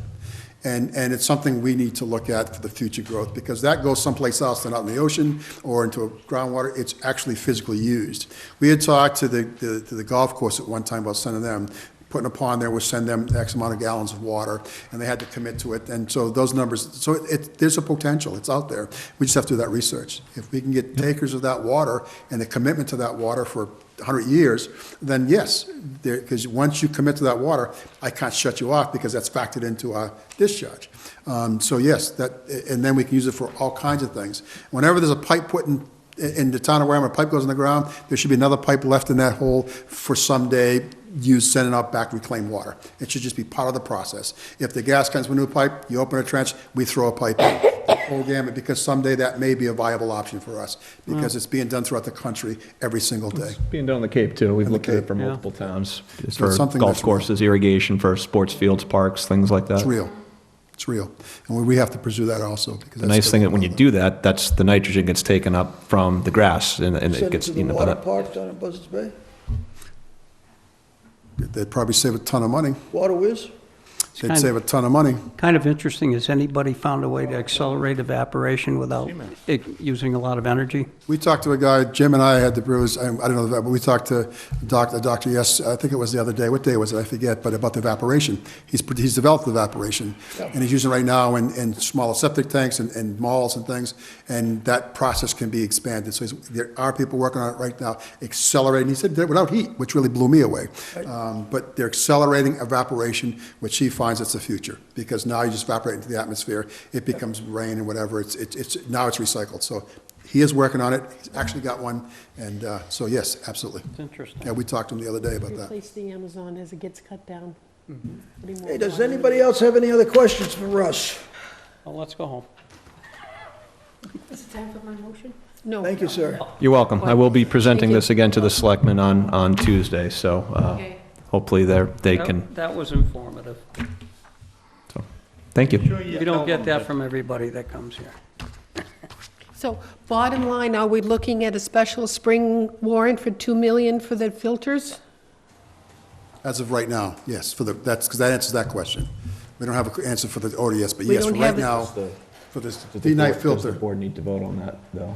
Well, maybe at the next meeting. I think- okay, that's I'm fine. just trying to clarify what we're looking for special spring, and I think it's the 2 million for the D-night filters. At least the two, correct. At least the 2 million. Because we had asked, we wanted a hard cost, and you've given it to us. Yes. The third component, we don't Don't have a hard have cost it. yet. That's right, okay. Definitive Just- answer. If I make it out of the selectmen's meeting alive, hopefully I'll get you the numbers for it, so. Good point. I don't think cannoli's going to work. Yes. I don't think cannoli's going to be enough. No, to find something Let's else. find something else. Wine. No, I would do a eat pool. eat one of those before you present. Yeah. Yeah. I'll be Remember crash halfway through the presentation. remember the town administrators and Smelled it? accountants. Did you have one? Okay. If we can't collect taxes from new business because there's no storage, It's huge. Well, that is, I understand the new slogan is promoting all the good things and benefits and That'll get growth. their shut them off, it'll get their attention. Can't get their Yes. attention with your presentation. It's a town issue, and I think that needs to be clear, and the town has to cooperate, as Russ, I mean, it takes a concerted effort from every department, every individual in the town of Wareham to solve this issue. It's not one or the other, it's concerted effort. Exactly. Absolutely. Do you Because mind when you put that slide up there that talked about the commitments, Yes. that, to me, is extremely important that they understand we have unknowns for projects that are in the works. We don't know. I got a Yeah. call the other That's day, but you know, another which- 40B project going on to Cranberry Highway, and they're moving forward. They're actually looking for connection. wait a minute, on No. 40B? No, Another 40B, they called me on a 40B project. Where? That's going down further, the existing one, it's going down deeper into Red Brook. There's a piece of land there, and there's an easement to put sewer into Cranberry Highway, and there's a company right now looking to put a 40B there. No, Has it come before planning? I haven't seen it yet. They called me on if there was sewer available on Cranberry Highway for that, and there is. I said, well, there is, but what are you doing? Well, there is, I can't lie. And they said, oh, we're doing a 40B. Well, not with the Doesn't mean numbers we I'm have to- seeing. Doesn't mean no, all sand over there. They can yes, put we're it not in talking the about system. Yeah, let them do- capacity, we're talking about the length. There's actually an easement for them. They have a utility easement for sewer. I can't say no. it's gonna be down That's that way. ground They can pump it over the discharge. Golf course. For that Other side. project. Yes. So, I just say, there's so much out there. There's so many people talking. We got a brewery coming in. There's, Elm Street's going to be a big development. There's so much happening in talk that this is critical to all that planning. It's critical. Yeah, because no one talked about a brewery on the old fish market down by Till they got it. Franconia Oil. Till it happened. So now they want to, It was used car lot, all of a sudden, whoop, no, a brewery where yes. Franconia Maybe they could Oil. make a fish market out of it. You know, so that's an issue. That's an issue. But anyways, Russ, I appreciate it. No problem. Just one final question. Would I have, so that this presentation, was it somewhat easy to follow? Was it confusing at any points? Very nice. You were very, Good. And I you were very Very good, fast. very well done. With the You were catering, Especially the fast. cannolis. slow it with the down. catering that was done, made it much easier. Yep, very good. So at certain points, slow it down a bit, Okay. Okay. especially when we talk about, Hit him in the pocketbook. yep. Right. Understood. Thank you very much. I Thank appreciate you, your Russ, I time. appreciate everything you've done. Thank you. It's good. Thank you very much. Yep, You're welcome. very good, thanks. Thank you. Oh, there's Okay, you've got the sewer usage billing there's for one left. this. Would you like to take it home? No, thank you. No, thank you. That's, Should have one. We've got the letter for the board's second half commitment for the sewer usage fees. Amount of $2,967,237.30. 30 cents. 30 cents. Couldn't round it to the nearest dollar. Maybe no, John no. will, but we do the actual numbers. Maybe John will round it up. I don't know. Maybe somebody get a bill, 30 people with 1 penny more. I don't know. What, $1 more, I'm not so sure. 30 cents, right? 30 people, 1 penny? I I'll give them 70 cents. Okay. don't know. Do I have a motion on this? Send him the bill. I make a motion, we accept the second half uses commitment. night. Yep. Thanks, Russ. Second. All in favor? Aye. Aye. 500. Hey, Mr. Chairman, this is from February 1st to July 31st, and I want to remind our users that if you work with the town treasurer's office, there's ways to, stretch out your payments. That's very inexpensive, maybe a few pennies for interest, but there's a way to do it because folks do get concerned when the bill comes in. So if you get your bill and you need to stretch out the payments, talk to John. It's a lot of doable, viable alternatives, so please go to him and ask him, and he'll help you get through this time when the bills come in. I want to make sure everybody's aware of that.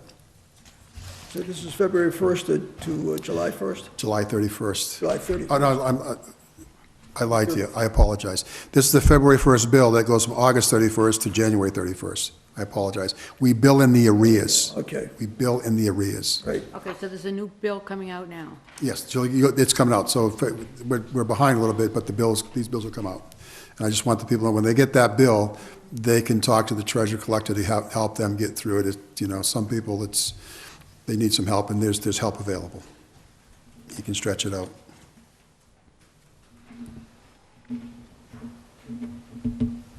Before I forget, Mr. Chair, can you put on the agenda special spring warrant, so we have it on the agenda, discuss it? Yes, because we are going to talk about C Street also, because we need a warrant for. Well, we have 600,000, what more do we need? It went back in, so we don't have nothing, so we can bring it all back, and we got to vote more money back in. We have nothing. You have nothing, we had approval at town meeting. Well, we don't have the money, I should say. The money is back into the unavailable till it comes back out, and we have to bring it back in. And we're getting a hard number, and that 6 may not be enough tomorrow. Right now, and I'll speak of C Street real quick, because in my report, I have nothing, Mr. Chairman, really. Okay. Because I wanted to defer to Russ. when All we in talk about favor? this. If you really need a report, I can take, but I really have no report. But I did want to, C Street is, what we're doing right now, we're talking to some contractors, and one in particular, to try to get us a more substantial number than the estimates we've been getting. So they've actually been out there, we've measured it, we've seen what we have to do. We know we have to get some matting, there's bypassing, there's details, there's lining of a pipe at low tide only, these type of things. So we're looking at that hard, so I can get a number to present at town meeting, springtime meeting, to get the warrant in, to give you a more solid number than just say up to $1 million. But I want to give you a letter. I don't, I have it electronically. I did. Everybody Yes, yes. I don't. I sent it electronically. Okay, Yeah, I think. And there's just some questions in my answer. okay. So I answered it today. Oh, I think I saw this, yeah. Yes, I answered it The today. last 2 hours. And I thought it was a good, you responded very well. there's a lot of questions coming in, so I just wanted to give her an idea of what we're trying to accomplish. We have a little ways to go. We think lining is the absolute best way. It's the most viable, least expensive. We know for a fact that the stabilization of that manhole is there. We know for a fact that there's nothing coming in or out from the piping. So now we're just going to make it strong forever. And lining is going to be structural. We're going to use epoxy that is aquatic safe because of the sensitivity of the waters we're in. One of the things they asked, and I thought it was a very good question, is will it smell? Well, this product that we're using, that we're going to spec out, does not smell. It doesn't have that styrene smell. It doesn't have that odorous smell because of chemicals.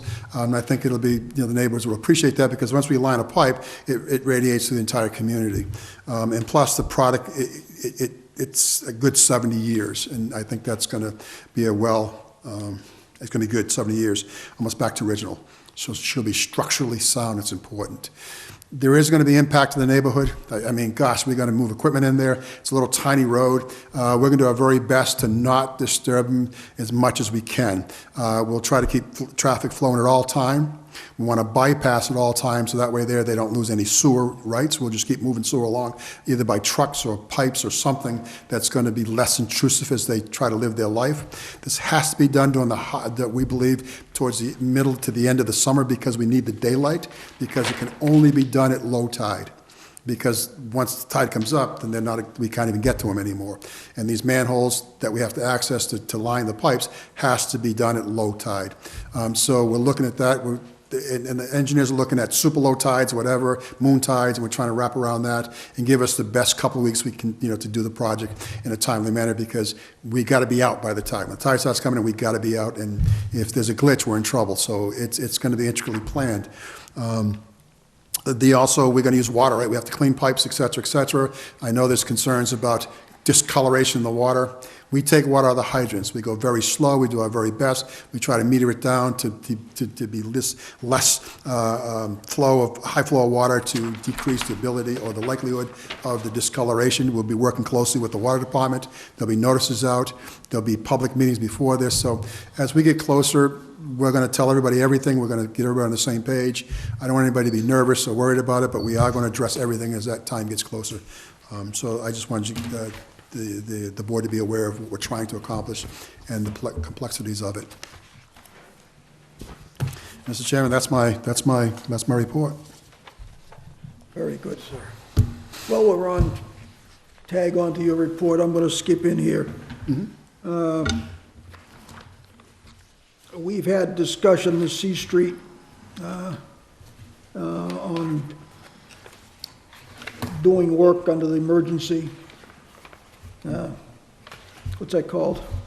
It's called the DCAM. It's a DCAM, DCAM okay. certification. Didn't have a contract, we had Beta do the work, but we never had a contract with them. And So, we have a contract here that we need to vote on and sign for the C Street sewer investigation. Cost? And the cost was $72,000. no ballpark, that contract was given with all the paperwork. Because it was, if you look at the DCAM certification we sent into DCAM, all that was But there lined was out. never- However, we the never town had- contract. It was never handled here. That's right, and we turned in with that paper, town contract, to the previous persons, and it just never got executed. Has that money been expended? A lot of it has. Oh, yeah, we're coming to the end of it. They're just looking for us to complete the cycle of Complete the So they things. get paid. To vote the contract and sign it. I make a motion, we approve the 72,000 contract for Beta for the C Street project. Have a second? Second. All in favor? Aye. Aye. I'm gonna pass this around for signature. Do you want it in back, do you want it in, back into this folder? Yeah. Or do you want it back?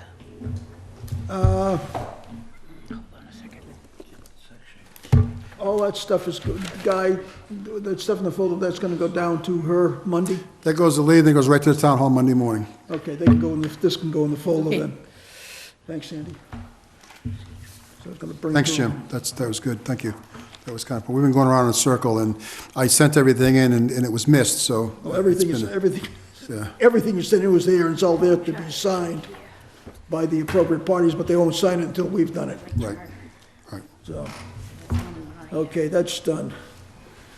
Okay, I'm pulling C Street off that unfinished business right now, but it's been over. Oh, really?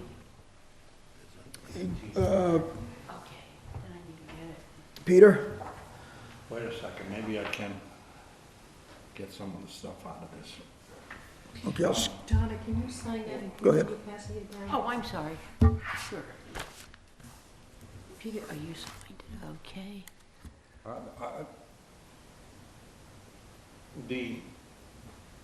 The Charter Review Commission, I'm sorry, I didn't bring that folder, I'm trying to bring it up in the original charter. And basically what it comes down to is, we don't have any powers whatsoever. We don't have any yay or nay on anybody's hiring or firing, with the exception of the superintendent. And as far as this part that says that we have power and authority, guiding the power and authority of the board, oversight of the sewer presenter fund. I'm asking for a clarification on what an oversight is, because it certainly doesn't look like we have anything to say about how the money gets spent. I mean, if you look at this, the bills payable we have today, we've got these two payments of $1,725 to Thomas Garino, is that how you pronounce it? Right. Who's he? He's our consultant, He's Who the, hired him? Derek, he's the former selectman, town administrator. town administrator Bourne. What's he doing for us? He doesn't, He's organizing. what's that? Ted? Oversight of the enterprise fund. That's correct.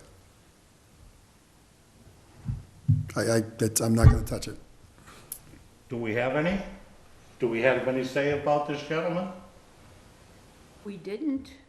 Nobody even. Well, what's oversight of the enterprise We fund? didn't have any say on Ellis Bailey either. Ellis Bailey was an employee, this is a consultant. I don't know if it makes a difference. I don't either. Yeah, I the don't know. contract, if he's a consultant, he has a contract, and we're supposed to approve all contracts. And I think, Mr. Chairman, Yes, you should follow up on this. My recommendation. I don't know how the rest of you feel. we'll do, we'll have an answer for you. But I mean, it was frustrating at the charter review to find out that of the things that we've listed with powers and duties, it's listed, that's about all. There's an original submission that was done by some folks, and that was modified radically to what you have today Good town meeting. through town meeting, and I don't know if you bring back up the original, I don't know where it's gonna go, because you're talking about changing the charter, and I think the charter has to be radically changed to address the issues of powers to be with this board. What is your oversight? What is your responsibilities? What are you doing? And that's, This is when the charter is being, well, it's being reviewed. This is when we submit the changes. I grant you we still have to go to town meeting, Right. but You should submit them. there should, I agree with you. so, I don't exactly know how to approach it. Do I say, I want it written such and such? When I brought that up, and the chairman of the charter review took it to legal and to the town administrator, everything was shot down. Well, that doesn't seem like it's the way it's supposed to happen. I thought it had to go to town meeting. I'm not sure. You'd have to talk to town council about that, but I believe you have a right to write, I mean, everything we've done to this point with the sewer commissioners has been petition articles, hasn't it? What was the first article? It was a petition article.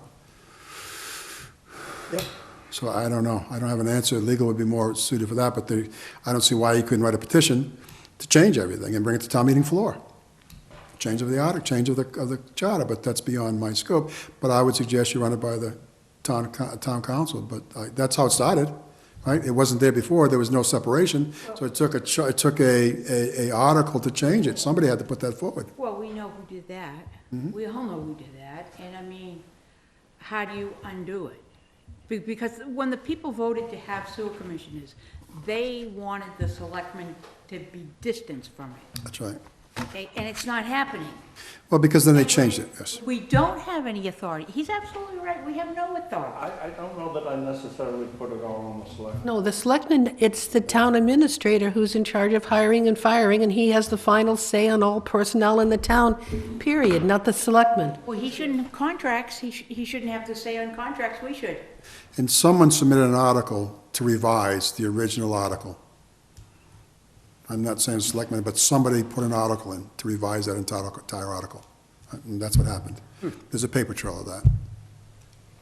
There's an original that's approved, accepted by a legislative body, an article that modified that, accepted by a legislative body. So there's a paper trail of that.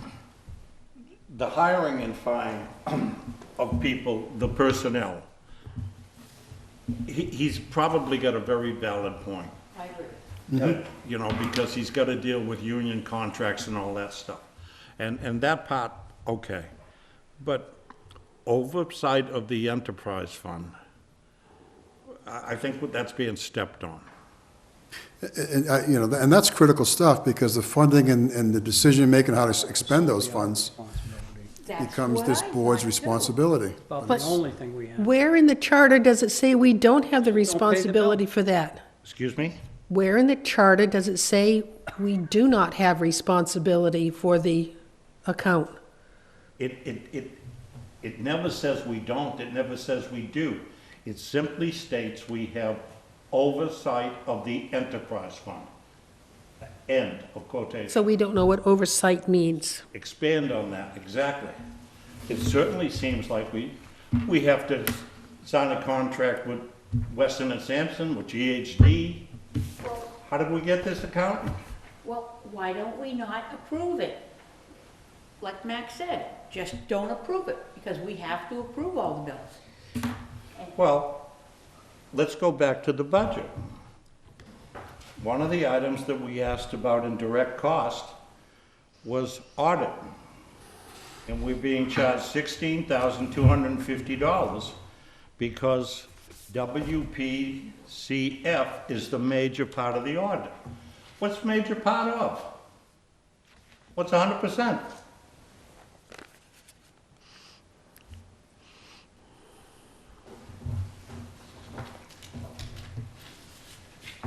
Who do we ask? Let's look at dollars. What's our budget around total? What's our total 7 budget? million. Around 7 million. 7. What's the town budget total?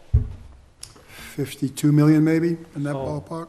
And how is that proportioned with the billing? I have Is it no agreed? idea. It's simply, What's the total cost of the audit? Liar. yeah, I'm just asking. so am I. It's a simple measure. Well, couldn't we get that from the finance committee for the They're audit? spending over 7 Get that times from what Judy. we are. And they, If we're the major, just Mickey Part of the the dunce audit. here. and why are we What the do you major think, part of boss? the audit? I would like to know what the total cost of the audit is.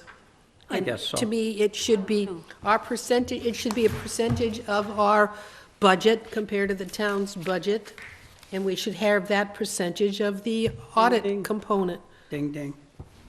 And maybe it is. but show Don't it to know, us, right? but until we know, Maybe it is. okay. Judy, invite you. Oversight is very diverse. It goes from direction, supervision, surveillance, inspection. Answers to a couple of these, right? It doesn't say responsibility, does it? It does not. It doesn't say responsible, it says oversight. So Oversight, can we change the word from oversight to To responsible. responsibility? yes, because the oversight is very diverse, and I have no idea what Webster says. I'm looking at, He's I'm looking reading what it. oversight means It says now. oversight, supervision, surveillance, superintendence, inspection, charge, care, management, direction, control, handling, custody, He says the word control.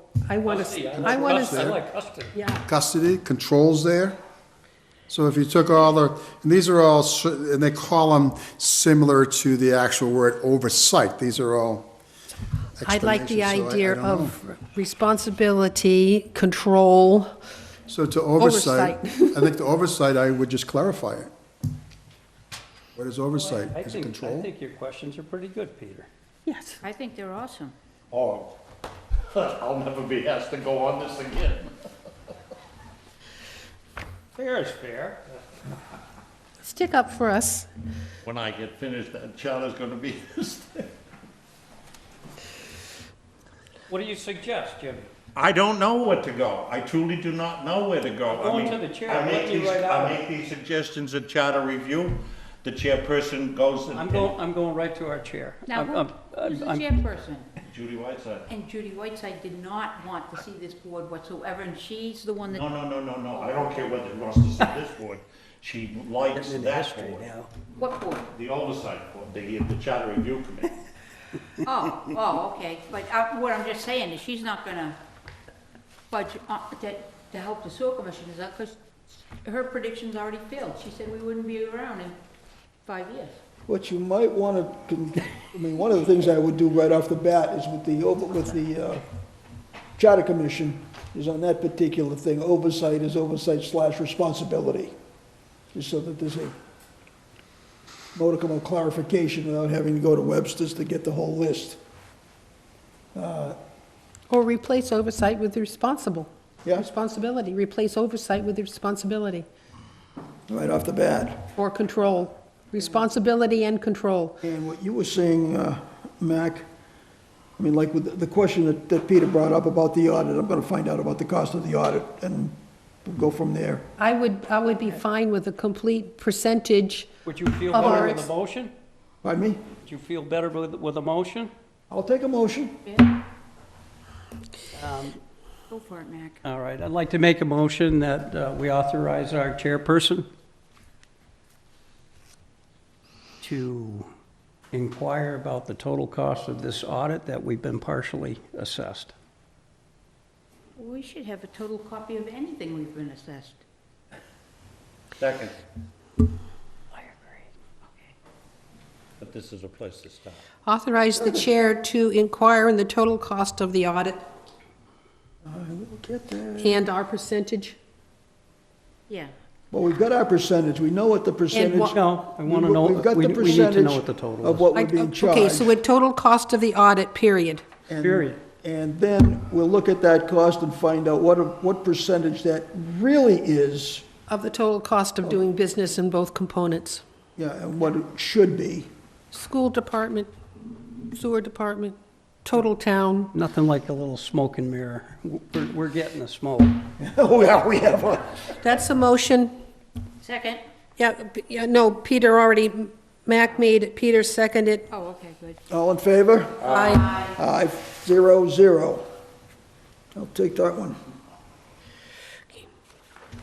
Want another motion? Yep. I'd like to authorize, I'd like to make a motion to authorize our chairman to look into the hiring of the Consultant.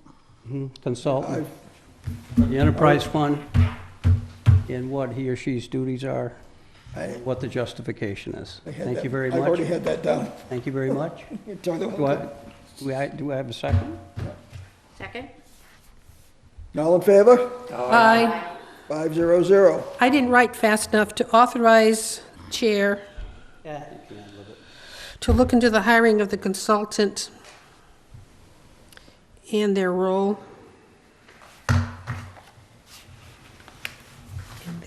In their role, responsibility, and their duties. Yep. Okay, now the motion. All set? Next topic. Homes connected. Do you know if the Board of Health had put out another notice of connection? They sent out another set of letters, I think it was Friday, Okay, so the second set of letters. went out. We had two more connect. We had, I think, I may have mentioned it, but we had Linwood, two more on Linwood Connect, three more on Linwood Connected. I think one I mentioned previous and two are new. So we should be getting some response for that second set of letters. We're already starting to get runs. Some were duplicates, we got those already. One lady called today about tying in, we gave us information, so she said she'd tie in. Some of our duplicates, you mean they sent out letters twice? That's annoying for the people who got them. It is. At least they can't say they didn't get it. They certainly can say, can't say that, absolutely, absolutely. That's a valid point. You did make progress, though. Yes, we got We did a lot some. of progress, made some progress. It's yes. amazing how much we've made.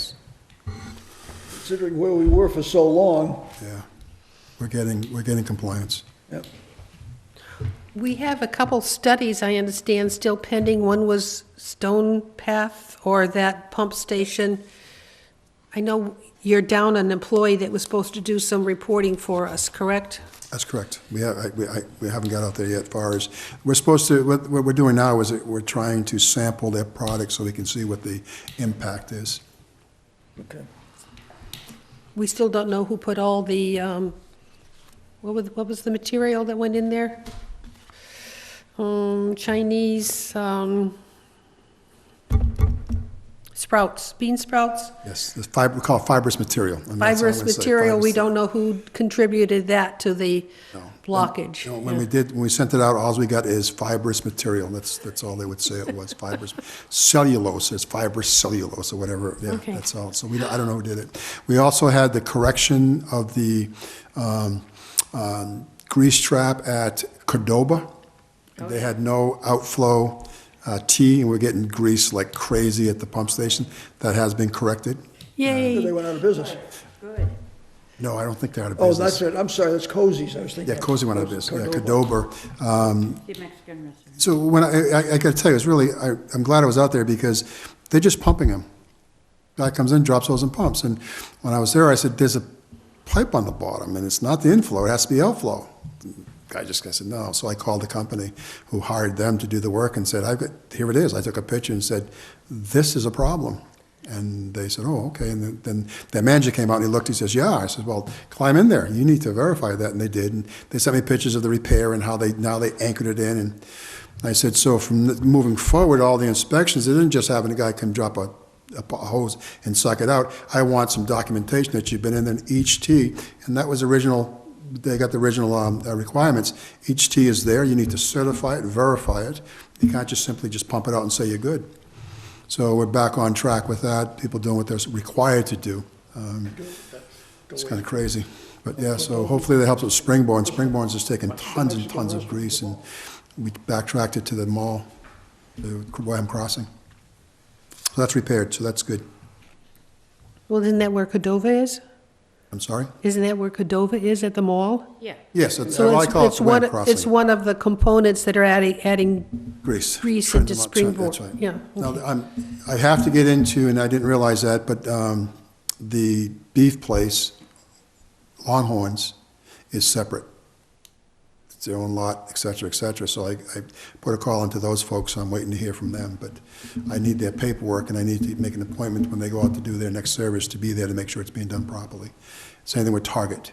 Target's separate also.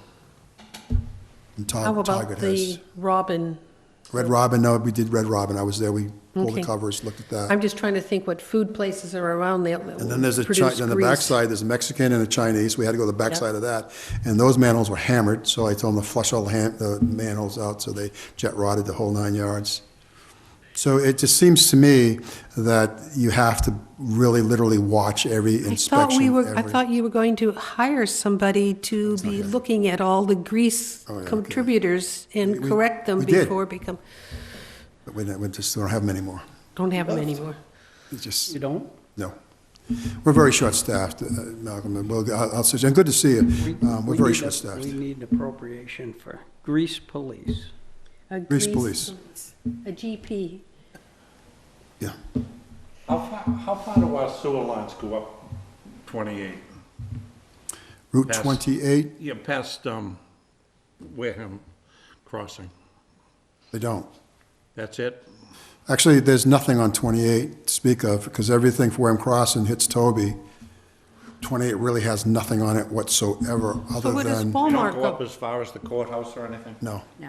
We've got some on the old 6-inch force main that we've tied into for the police station, but those are all pumps on that end of 28. And then we don't get sewer in 28 till we get probably to the Y by the plaza, Cranberry Plaza. So there's a lot of, all of 28. And one of the things the DEP wants to do is grab 28 and grab the trailer parks, et cetera, et Where cetera. does all of this sewage go? What sewage? The courthouse and such?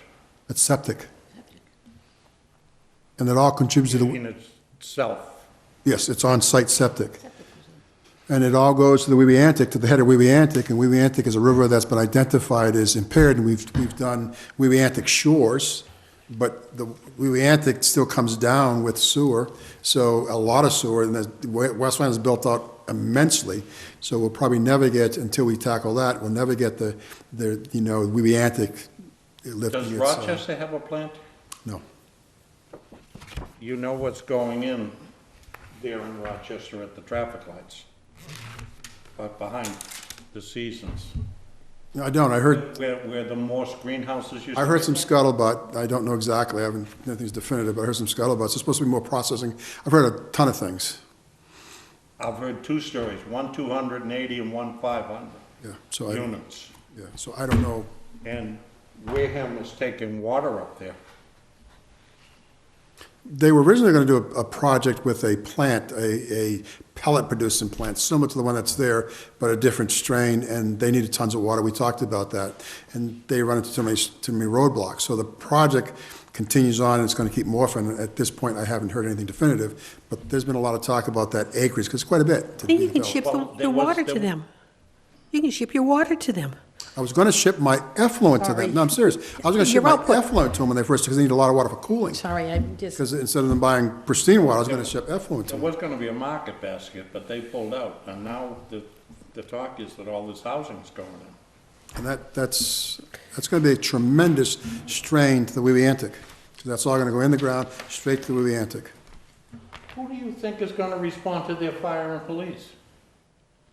Rochester, Rochester, then they'll probably ask for Yeah, right. assistance. that's what support. They'll probably ask for assistance. Yeah. We'll be opening that station on, West Wareham Station will be Yeah. expanded. sure. You know, Okay. I don't, and again, I don't know how we do this, but maybe a letter to their planning board that they may need to look at on-site treatment that addresses the Weebiantic, because we have to, so maybe they do an on-site treatment or something, maybe just a letter, Chris letter said, I know you're doing this, but here's, it flows to us, would you consider an on-site treatment to reduce the nitrogen? Because we're all gonna be affected by that. Well, that to me seems like something you'd have to get the planning board here. To write a letter over, something has to be For addressed. them to do that in order to open the door for us to send something to them, for them to, at least Yeah. to even open it. Because it affects Weebiantic, and the Warehams, that this town is charged with doing some type of cleanup on Weebiantic, and it's gonna affect our loading of nitrogen to that bay. But that's, you know, you say, I think, but that's the way I probably have to run. However you think it is, but we should I don't initiate think, I that, yeah. think for us trying to run with the ball, it's gonna be beating our head against the wall. Yeah, it's probably true, yeah. Good point. Some pumps, we're still playing that game, Yes, we are. okay? And the EDU rates, we're not gonna get far with that until we can get something more solidified with the water. Our next meeting is scheduled for the 20th of February at 6:30 in this room. Does anybody have anything else they would like to interject to the fray? Real quick before you do your job, if I may, I'm looking at a cost for all connections to be added to regular costs to help address I&I. It's throughout the state. I've been looking at them. Some people get $5 per gallon. We already have that on some of our projects. We've added $5 a gallon. And we may want to go uniform across the board for something like that to help us address I&I as we approach capacity. So I'll bring something to the board to review, and then we can discuss it at a later date, but I want to throw that out there. Okay. I make a motion to adjourn? Oh, they didn't have to call me that time, thank God. All in favor? Aye. Aye. 0-0. Do I See you, Eight the 20th. 8:22. give you something? Excuse me? Can I give you something here? Sure.